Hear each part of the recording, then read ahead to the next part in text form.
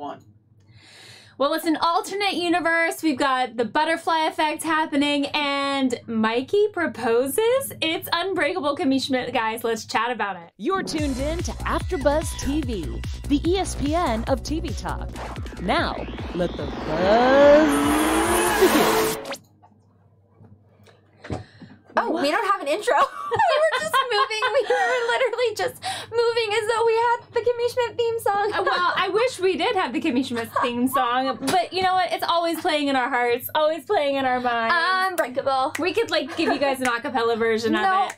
No one needs that. No one wants that. What's up, guys? We are talking Unbreakable Kimmy Schmidt tonight. Episodes 9 and 10 of season 4 as we wrap up this amazing series. I'm your host, Laura L. Thomas. I got a lovely co-host with me tonight. Hi guys, I'm Caroline Thayer. Yeah, we got our iPads. We're ready to chat. You mentioned in the cold open that you were in an alternate universe for Kimmy Schmidt. We're in an alternate universe here. Obviously, we're not in studio. We're in our cool trailer.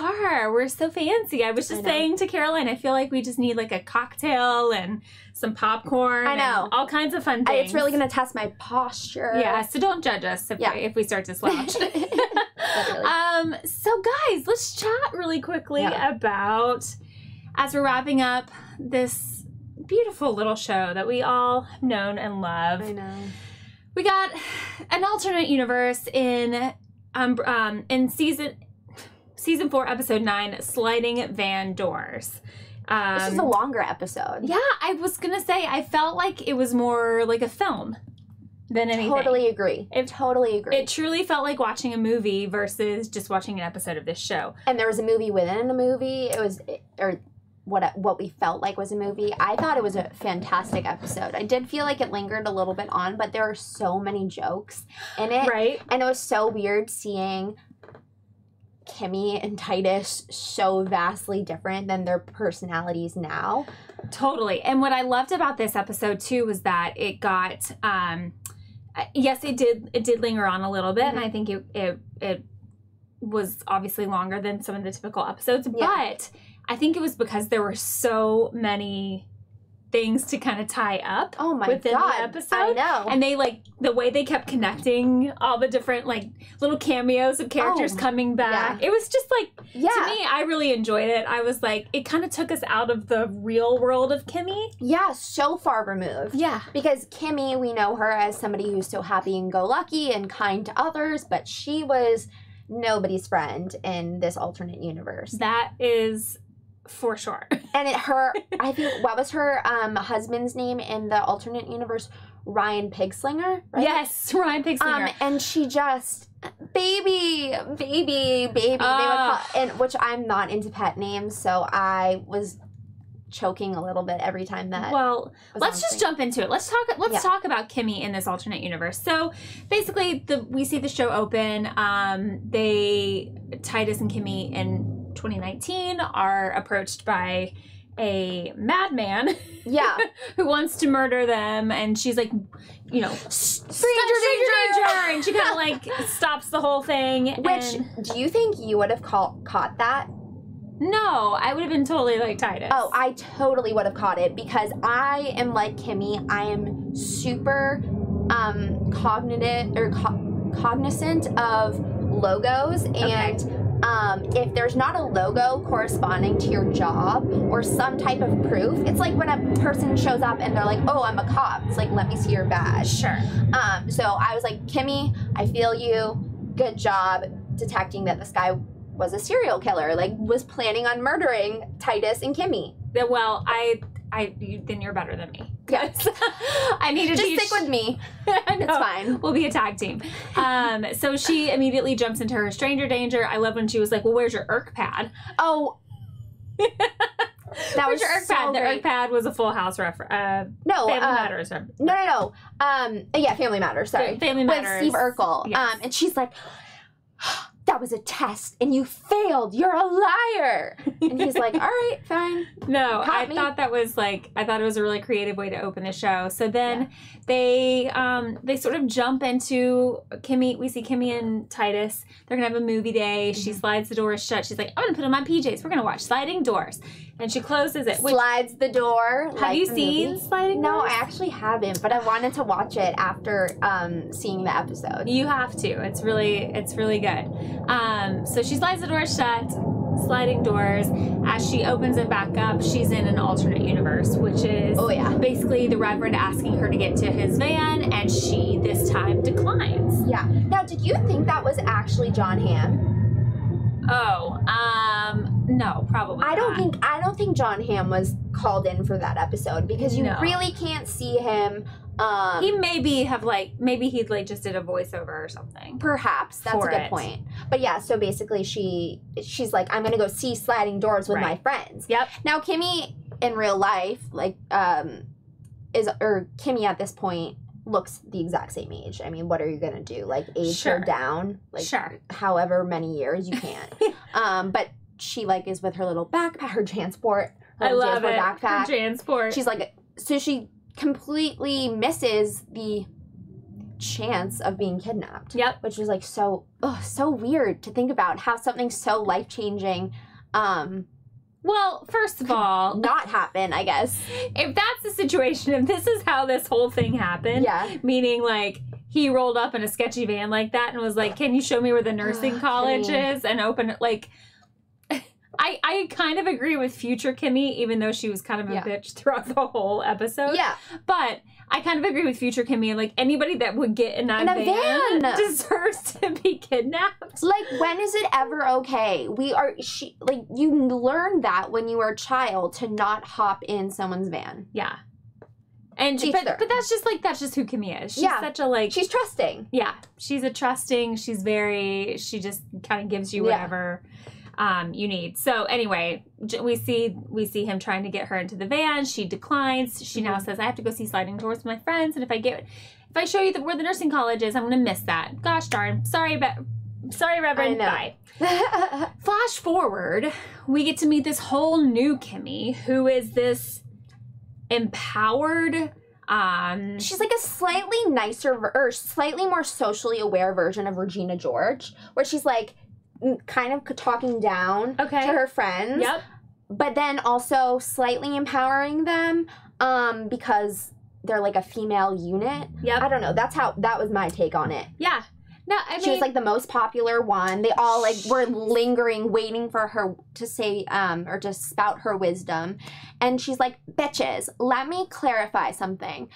Sorry for. This is not a PG, I guess, recap of Kimmy Schmidt. Well, I mean, but I think that's actually, I think it was said in the show. No, that's exactly what she said. She was very kind of rude, but her message was trying to be empowering. You are in control of your own destiny. Don't let anybody else. That's what I was going to say. This episode should be renamed "You Are in Control of Your Destiny." Yeah. Because truly that was sort of the theme throughout the whole show. Mm-hmm. But she's this empowered woman, and she's she went to the University of IUD. She's IUD. University Dunsville or something. Yeah. Like that. Hilarious. Has a super hot boyfriend. She's super popular. She's valedictorian. And then we see... I felt a little Legally Blonde moment in that reference. Oh, but Elle's way more charming than she is. Okay, I know, but it was just when Kimmy was like, "Look, I'm gonna. We all did this. I'm accomplished. Chase your dreams." I was like, "Oh, Elle Woods." Yeah, but it was a bit narcissistic. I think obviously the writing was obviously very narcissistic, but yeah, it was a little nod to Elle Woods. So, Elle for Harvard. Anyway, so then we see she releases some butterflies. She gets run over by a cop, and she's in a coma for a year. When she wakes up, she kind of becomes a local celebrity, if you will. She's given up her dreams of going to London, and she is like, I'm just going to stay behind. My man supported me throughout this year. I'm on TV. I have a degree in communications. What else do I need? Mm-hmm. And very small town kind of ideology, I guess. Yeah. And there's nothing wrong with that, but she had such aspirations to leave Iowa, and then, you know, she's confined because she's been in a hospital for a year. Can you imagine graduating from college, having your whole future ahead of you, and then getting hit by a car and being in a coma for a year? I mean, that coma thing would be really, really hard. Really scary. Well, you like wake up and things have changed. Yeah. I mean, a year is a really long time. Yeah. In some ways, she kind of ended up in the bunker anyway, right? Yes. Because she lost, not in the bunker, but she lost a year of her life. Yeah. For sure. And she wasn't aware of what was going on. That's a good point. I hadn't thought about that. But she also, I mean, I think she also needed something. There was going to have to be something drastic that would keep her from. She was showing such signs of being so strong and so forward thinking and very like willpower driven kind of woman, that it was going to take something drastic for that to completely flip itself on its head. Yeah. And I think that's, you know, this was kind of the writer's way of doing that. Yeah. Obviously. So then she decides to stay and kind of become a local celebrity. She becomes a local reporter. I said she becomes a local reporter and kind of a bitch. Kind of. Because that's kind of what she was. She doesn't care for her husband. And I think that it was really interesting seeing Kimmy in an alternate life have a partner who she was so affectionate with when they were younger. Yeah. Because we've never seen Kimmy, not necessarily dependent, but so lovey-dovey with another person on the show. Like, she's never been able to have a real relationship with someone because of her trauma from the bunker. Totally. And we did talk about that last week about how Kimmy is sort of one of the characters on the show that has not had that love. Yeah. And I don't think she's, I don't know, I didn't really like her with this man. And I think she's so... Anybody did. Yeah, I mean, it was just like a bad situation. What was her name? Kimmy Schmidt, Pigslinger? Yes. It doesn't sound right. Doesn't roll off the tongue. Yeah, no. But I think that the point being is we got the glimpse of what it might be like when Kimmy is in a partnership, and Kimmy's just so, she's had to learn how to be independent that I think we like her independent. I mean, obviously, I love that for Kimmy to find somebody to spend her life with, as if I know her. But I just don't think it's realistic for when the show ends. We'll talk about that later. Yeah, but what do you think about Kimmy being independent as Kimmy in 2019 and Kimmy being independent as this sort of career woman? Because to me, they were two totally different people. Well, I did, even though Kimmy was mean in this alternate universe, I did think that, you know, her husband cheated on her. I don't think that's ever... With Donna... No, which is funny. Like, Donna Maria wasn't in the bunker in the alternate universe. She was a maid. But Cindy Picorni was in the bunker. And we saw her being interviewed by Kimmy. It was just, it was so interesting, like you said, to see the cameos of, you know, recurring characters, I guess, and how they also ended up. Yep. In terms of Kimmy, though, I really think that nobody deserves to be cheated on, and her going after her career was kind of a way to retake that ownership on her life after the coma. But she got so blindsided that she forgot what she really wanted to do, which was go to London. Right. So it was cool when she almost got there. Yeah. But like plot twist with Titus. I don't know if you want to take that one on, but oh my God.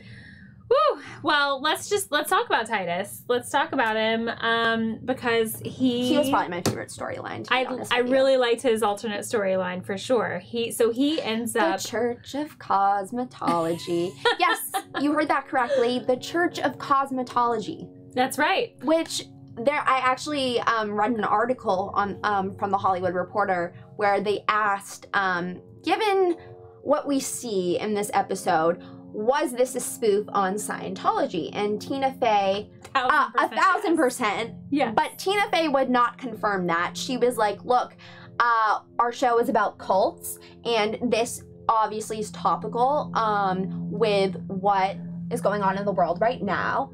I was like, Tom Cruise skydiving, John Travolta having his autograph signed. Yep. There's just way too many. But the best part by far was the reference to Shelley, who is really alive, the husband Gretchen. of Gretchen, Yes. who again is another woman who was in the bunker, but she ended up being in the Church of Cosmetology. Now, Shelley is actually the wife of the real leader of the Church of Scientology, who Leah Remini said she's not seen in public for years. Really? So I know, like, really, really ingrained, deep, real life references in there. Yeah. But the song that Titus was singing, like Shelley's alive or whatever, was so funny. Hilarious. So funny. Anyways, there's so much more to him other than this Scientology spoof. I did love sort of the play on. I loved how they poked fun at that a little bit because they were having a grand old time. It was poking really fun at that. So because Titus misses his his Lion King audition, he then walks into the Church of Cosmetology. Yes. And his whole life is changed, and he essentially becomes like a fictional version of some similar storylines that we see of Mr. Tom Cruise. He's referenced in the show a lot. He's Tom Cruise's stuntman. He's Tom Cruise's stuntman. I need you to jump out of the helicopter. And he's like, originally he was not a big movie star. He was just a stuntman. And he dreamed of something bigger. Long story short, that dream came true when he was put into the choir of the Church of Cosmetology. And that's where his big break occurred. And his huge film, A Place by the Road, that kind of launched him into stardom. He had his ex-wife is January Jones, which is like, oh, by the way, he's straight. Yeah. Titus is very much gay, but straight. And that this is, for those of you who don't know, there's a long-going rumor that Tom Cruise is also gay and has had arranged marriages by the Church of Scientology. They referenced January Jones' contract being up with Titus, which a lot of people have said was kind of like Katie Holmes, kind of like Nicole Kidman, which is just so weird to me. It's fascinating and riveting, but so weird. Yeah, it's really crazy. I really love how obviously we can't confirm any of those purely rumors, speculation by any means, but I do love how the show has taken such a fun, lighthearted approach to all of the rumors really that swirl around Hollywood a lot of the time, because it's a crazy place sometimes. It's a crazy place, is Hollywood. Anyway, I loved one of my favorite things about the Church of Cosmetology is the only reason you fail is because the sun is using the moon to bounce alien beings into your brain, except for when you succeed, and that's because you're amazing. That's amazing. Did Titus say that? Titus did. Yeah. Oh, that's so funny. Titus did say that. So that was one of my favorite parts about that. I love that Gretchen was the leader of the Church of Cosmetology. I thought that was really fun. Sorry, to bounce off of that. Yes. It was interesting. Like an alien beam. It was interesting seeing in the bunker, Cindy was craving a leader. Yes. Which was kind of what Kimmy was in the real life bunker. Yes. So even though Kimmy, like, nobody would ever wish the bunker experience upon her, right? She was really instrumental in getting those women through those horrific years. She sure was. And we see Titus also having an affair, a secret affair with Mikey. Oh, yay. Now let's talk about Mikey for a moment. Mikey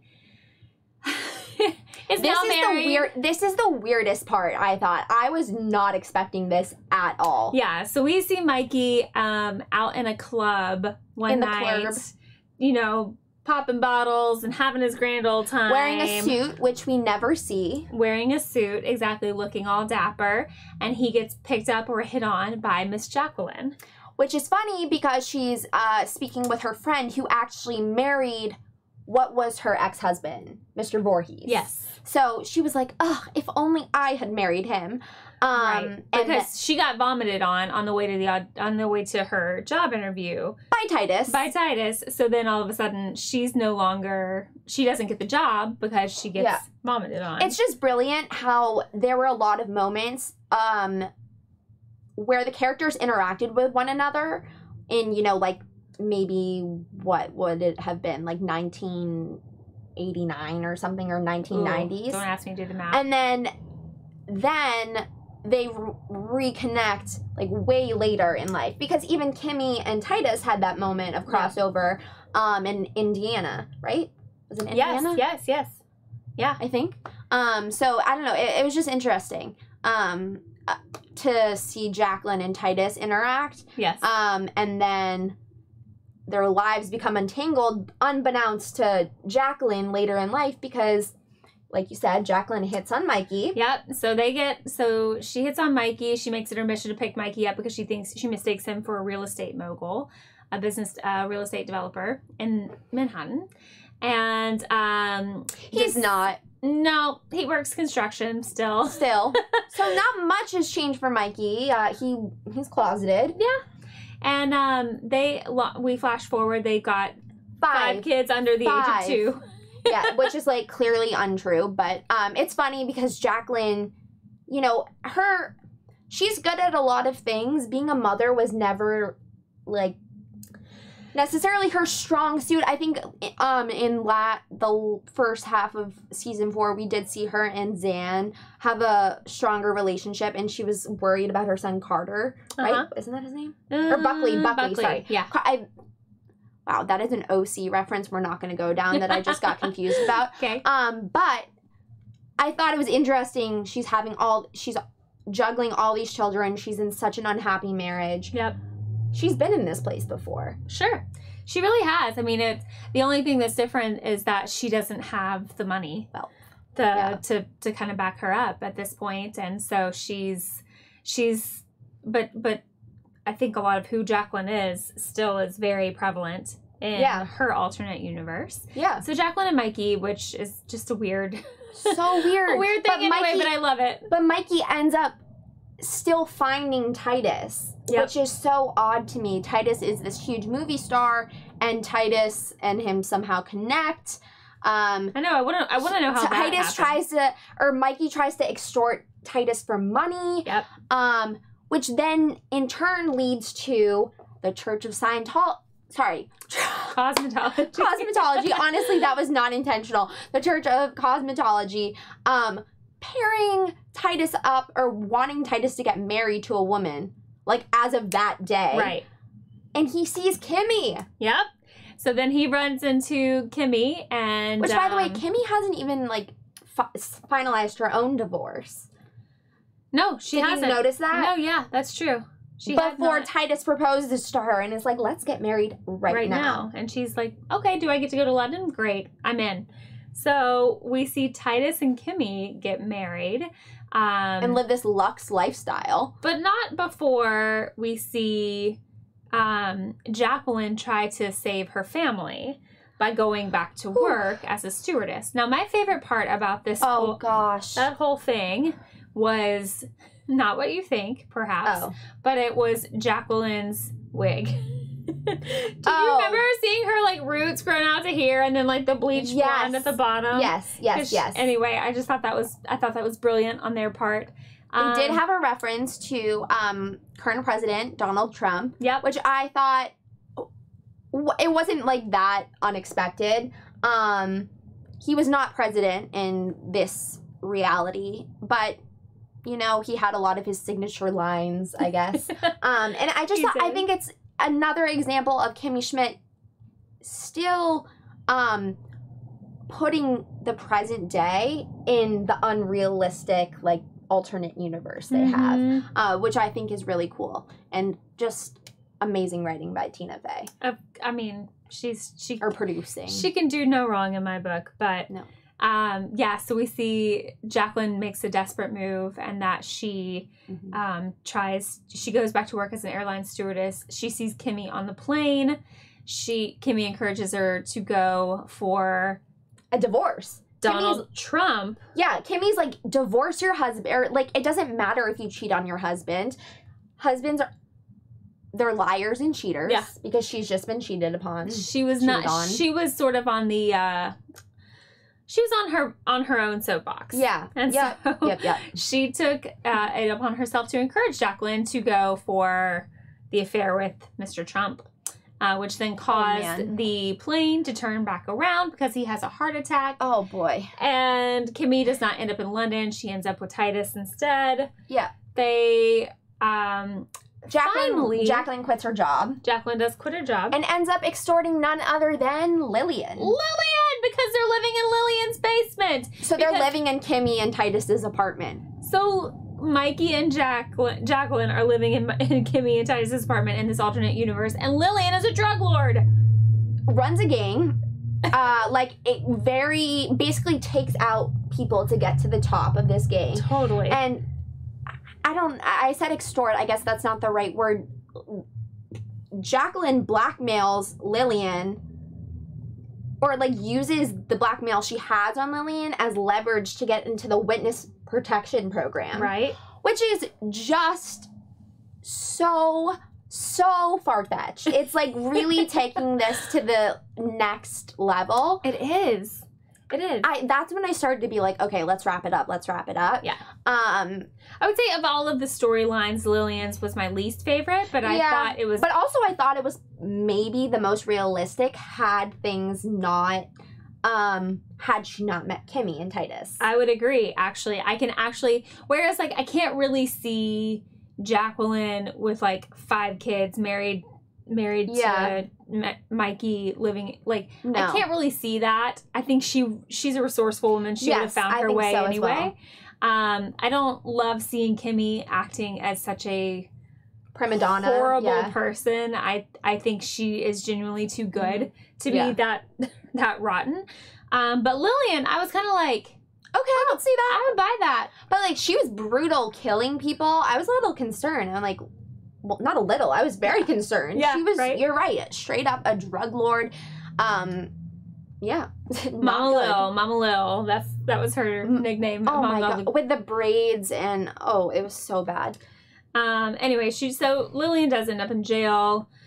Jacqueline and Mikey end up Indiana. Yeah, in back Indiana. Where Kimmy and Titus first cross paths. It's so well interconnected. Yeah. And past equals future, concurs with present. It's so interesting. And Titus and Kimmy end up in London with the murderer, where it all began. Isn't that so weird? I just thought that was really fun. And this time Kimmy is not smart enough because she hasn't had that real world experience of being subjected to danger and then knowing it when she sees it. Yeah. So it was interesting. And then you see them, back in present day, real world, watching. And I love how Kimmy wraps all of this up because it really was such a clever thing for the writers to get to throw into this season. I really appreciate that they kind of took time out of the actual storyline and gave us this little glimpse, mini movie.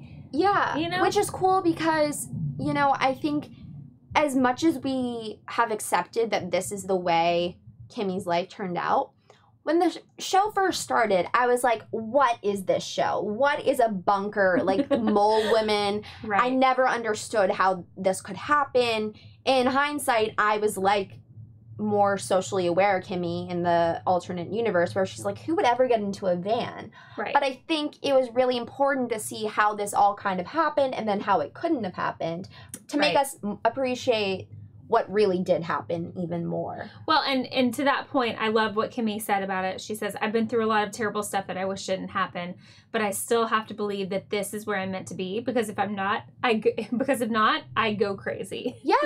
And that's such a great way of, I mean, that's such a Kimmy way of looking at things, Yeah. you know? She's and what a great life lesson, you know, for all of us to kind of and also adopt. to be in control of your own destiny. Like, you really can manifest your happiness or things working in your favor. Yeah. I really liked the episode. I really did too. I was very appreciative of it. It was not what I was expecting, but I appreciated it. My favorite, I know that we normally do this as a special segment, but since we're kind of like going off the beaten path. We're off the rails tonight anyway. One of my favorite quotes was definitely when Titus was talking to Kimmy about white people and how he sings in a song like, or was it Kimmy he was speaking to? At one point he was like, No, he definitely is talking to Kimmy when he says white people are the devil or something. Oh, yeah. And then, Yes. like, the gates of hell might be black, but the white person is, like, the devil or whatever. Yes. I don't know. It was just so funny the way he said it. And in song, very Titus-like. Very Titus. Very Titus, of course. I mean, that's how he relays all of his thoughts I know. to the world. Well, can we talk about those deviled eggs for a minute? Oh, no. The bag of deviled eggs? No, I was honestly, every time he would stuff them in his mouth, I was like, Titus, don't do it. No. Don't do it, Titus. The clear plastic bag and the bus driver. Have you been eating those since Mississippi? Mm-hmm. No wonder he threw up all over Jacqueline. Anyway, loved the episode. Yeah. Loved a lot of everything that came out of it, and really kind of got me thinking about this alternate universe. And because we were talking a little bit last week about sort of what we think these characters might need in the future. Mm-hmm. So it was really interesting that this is where they timed sort of a glimpse of perhaps what could have been. Right in the middle of the end of the show. Yes. And then I think we've all wondered, right? Yeah. We've all wondered, like, what would have happened if she hadn't gotten in the van? So brilliant writing. Way to go, Tina Fey and producers and whole team. So then we get back to the real story, back to the plot line in episode 10. This one was juicy with a capital J. It sure was. And we see the return of Sheba Goodman. Oh, Busy Phillips. Fantastic portrayal. I love her so much. And I love this character. She's really funny. Her. Yeah. She is really funny. Like, Busy Phillips as a person is incredibly funny. And she has such a, like, dry sense of humor that translates really well into her character portrayals. Just like the way she elongates sentences, or I don't know, she's just very funny. Her the affection, the way she affects her voice to her intonation. Yes, intonation, affection. Yes, her intonation and the way that she chooses to speak. Yeah, it makes Sheba so deplorable. I know, but also so incredibly fun to watch. Hilarious. And Lillian and her's relationship, even though it's a little bit of like one-upping each other, it is really sweet to see Lillian in a more maternal role, I guess. Like, I feel as though she's nurtured Kimmy and Titus, and now she's starting to nurture Sheba. Yep. Sheba basically somehow tricks her into Lillian into giving her money for a 365 day a year, so full year round Halloween store. My worst nightmare. I mean, hey, you know, everybody has a dream. Everybody has a dream, I guess. Kimmy loved it. Kimmy did, when she goes, Christmas. Yeah. Oh, man. So funny. Yeah, and the way she tricked her, obviously, was because she called her friend at the strip club and got him to call as a fake cop, saying, I need bail money because I went to Burning Day, which is the gender-neutral version of Burning Man. Another great pop culture reference. I was honestly, I laughed really hard at that. Which is, funny. again, like, only Kimmy Schmidt can poke fun at really sensitive topics like gender awareness and just, I don't know. Because they do it in such a way that is that's so endearing and it's not overly offensive. I don't think it's offensive at all. No, I don't think so either, but I feel like there's always going to be somebody out there who finds any comment about social injustices to be... Well, but what kind of a culture, like what kind of a world are we living in if you cannot speak at least, you know, your opinion? Yeah. I mean, everyone's entitled to their opinion. Yeah, so if you can't speak your opinion, then I kind of feel like what kind of a world are we living in? Yeah. But I love the fact that they take these very like sensitive, hot topic issues and they just make so much light of it. And what I think the message of this show that they're sending is, it's not that deep, y'all. Do you know what I mean? Yeah. Like, it's not, or we don't need to take issue with everything. Let's have a little fun with it. Yeah, exactly. Let's have a little fun with it. Which is like... with these characters who are so lovable. Which we see with Titus. Or deplorable. Who becomes this was so funny, an eyebrow for basically, he said it's an upside down, it's the reverse thing of a beard, which if a beard is like shaped this or this way, then an eyebrow is like that or whatever.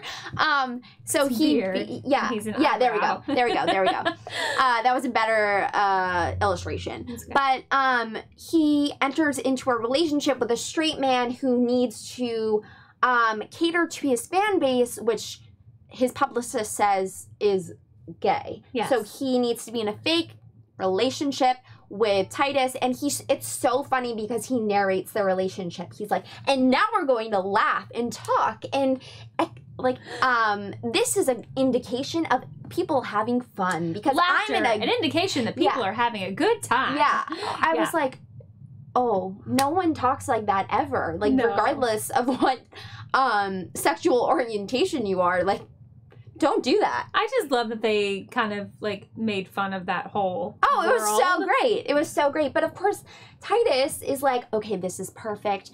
I can use this to my advantage to make Mikey jealous. Yes.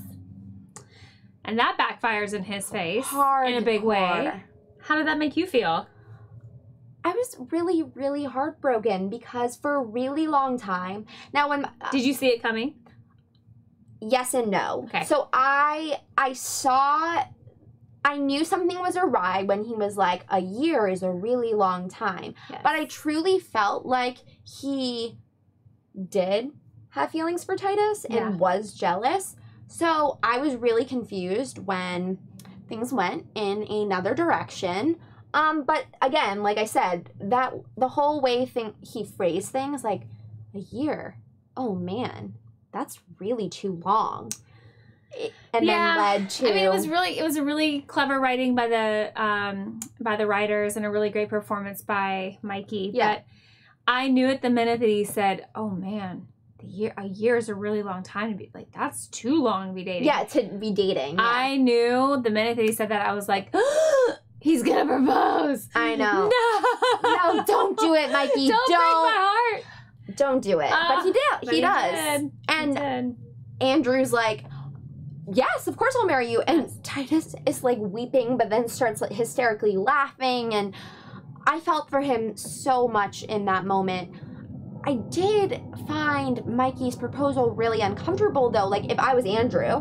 Because he goes, you know, I don't know. I think it was just like seeing my ex happy with somebody else, which made me be like, oh, I can move on and get married. Well, I do understand the point that they were making, and that they were, and that he was, you know, to me, Mikey is very selfless and very, he's just kind of this, he's obviously not the brightest crayon in the box. And he is, I think he was so worried about Titus being fragile that, or Titus not being, because he's been happy with Andrew. He actually moved on from Titus, you know, much sooner than Titus ever. Titus hasn't moved on, but he started dating Andrew pretty quickly after their relationship, you know, once Titus broke his heart. Yeah, so we have to remember, Titus broke his heart. Yes. And, like, I think once he realized, like, okay, there's, like, my ex, while he may have broken my heart, he did this for a reason, because he wanted me to find this love. He wanted me to be happy. Yeah. And I don't even think Mikey is self-aware enough to think that he could have Titus back. Do you know what I mean? Like, I think I think Mikey has resolved himself of that relationship, and he all he's heard is that Titus doesn't want to be with him. Therefore, he's going to make him. He's going to find choose happiness how to be happy with someone else. And so, but then again, like, if you're Andrew, who we haven't gotten to know at all, which is probably I'm okay for with both. Yeah, I'm Andrew. fine. I'm good. But like, that stings for him. Yeah, because I have a feeling he will get his heart broken. I'm hoping, kind of. I hope so too. I hope, fingers crossed. I would never wish ill upon somebody, but I want for the sake of true love, I would. Oh man. Yeah, so it did kind of break my heart too, but I think really truly it backfired in a lot of ways, because obviously Titus was trying to make Mikey jealous, and it really only just gave him confirmation that, oh my gosh, Titus is happy, I can be happy too. And that's what it resulted in. So we have a little holy matrimony. I felt like that was the majority of the episode, didn't you? I felt like that took up so much. Yeah, Kimmy was shopping her book around. Yeah. We see the return of Fran Dodd, who's in a relationship. And stole her book idea, and is sort of... Well, no, he didn't steal it. He just took ownership for it when his girlfriend was like, you wrote this? Yes. Or this girl he liked, who he works with. He did not have... Which then spiraled into a book party for the author of the book, Kimmy Schmidt. And you know, this episode to me actually had a lot of that kind of taking ownership. Yeah. That was sort of the theme of the episode, is taking ownership, either of Fran admitting that he sort of has taken over, is now selling the idea of this book as his own. Yeah. Sheba taking ownership of her wrongdoings and using her inheritance to open the store when she has to go in front of the judge. Halloween 360. Not 365, 360. Like a circle. And then, but the only one that we see that has not taken ownership yet of his true feelings is Titus. I thought it was interesting, too, though, how Kimmy said, can people really change? Mm-hmm. And she asked that of Fran. She's like, he must be tricking me. He can't have gone from this, misogynist to someone who supports women and equal rights for women and men. But he really did change and evolve, which is really nice to see. And again, you said that's mirrored with Sheba, who Lillian pulls the ultimate bass one on. And I love when she says, where did you get the money to do this? And she goes, well, part of your inheritance is for education, and you just got schooled. I was like, go. And then she's like, you're not the only one who knows a stripper. And the judge in the fake courtroom. Yes. I mean, you obviously watched the episode.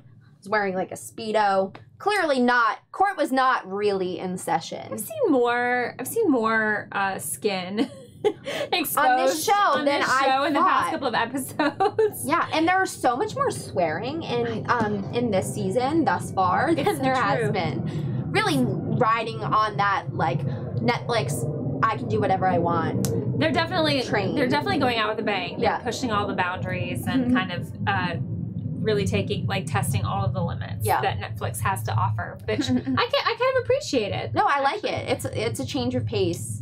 I kind of appreciate it.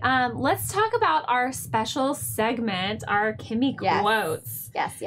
What were some of your favorites from... Oh, man. From both of these episodes? Yeah, from either episode. I didn't write any of them down. I never write them down because they're just not as... When I say them, they're not as special. But I really liked...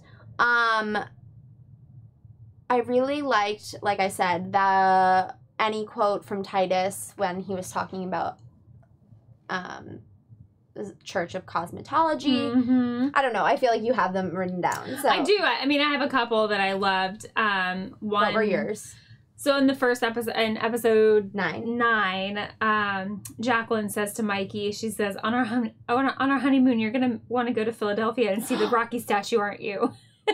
And he goes, I don't know. I mean, he responds with kind of like a hell yeah. He was like, yep. I love that reference, the Rocky reference. So I funny. also loved Mikey's, I'll get the money because I can take care of my family. Like Elton John when he was married to that German sound engineer, Renata Blaul. Yeah. I was like, okay. I also found it to be so funny when he was like, both Titus and Mikey trying to kiss Jacqueline and Kimmy respectively. Yes. Was so funny. And so awkward. And they were like, this is how a man kisses, right? Oh my gosh. And then I also loved, from the second episode, episode 10, Fran's line, she's my girlfriend and we freedom kissed. I just think the writing on this show is just so strong. It's so funny. It's has me laughing every time. So that is such a, I forgot about that, but I remember thinking after that line was said, how brilliant do you have to be? Like such a small nuanced line. It is so profound and so funny.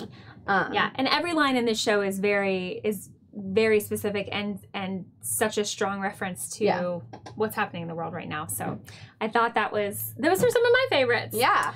Let's talk about a couple predictions because I don't think either one of us saw how either one of these episodes were going to go. But is Kimmy going to London?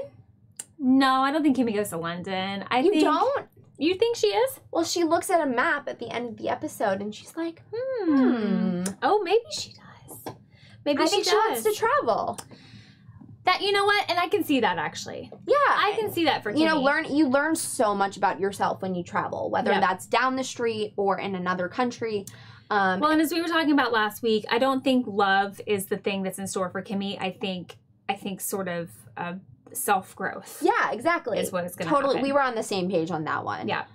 I really hope Titus and Mikey get back together. I do too. That's kind of the big one that I'm cheering for. I hope we see more Busy Phillips as Sheba. Yep. I mean, I think we'll see the Reverend again. I'm hoping to tie it all back in, but I can't believe there's only 2 episodes left. I know, it's crazy. It's crazy. I think my prediction for Jacqueline and Lillian, I would like to see them team up as a team somehow. Because they're both strong women. Yep. I don't know. We'll see what happens. What capacity? We've got, I don't know. I mean, a business venture, I don't know. Some adventure I feel like those 2 are going to team up on. So. Well, before we say like where you can see us, really interesting news. Tina Fey has said that the possibility of a movie for Unbreakable Kimmy Schmidt is very real and could very well happen. So, that is a prediction. From Tina Fey's lips to God's ears, right? Literally. Like, let's make it happen. Let's make it happen. I would love that. We'll be the first in line to buy tickets. Guys, we will be back on Sunday at 7 p.m. right here at AfterBuzz TV. Until then, let's keep the conversation going in the comments. Let us know what you think. Make sure you give us a little thumbs up there, too. Yeah. And tell them where they can find you, Caroline. You guys can find me on all social media at Caroline J. Thayer. Yes, and I'm Laura L. Thomas. You can find me on Instagram and Twitter at Laura L. Thomas TV. We will see you guys on Sunday, 7 p.m. I think we've got a couple of other girls joining us then, so we'll see you guys then. Bye. Our founder, Kevin Undergaro, Phil Svitek, and me, Maria Menounos, would like to thank you for tuning in to AfterBuzz TV. Remember, we're not just the first, we're the biggest in the world, and we're the only destination for all your favorite TV shows. Whatever you crave, we've got it. So go to AfterBuzzTV.com and check out our lineup. Buzz you later.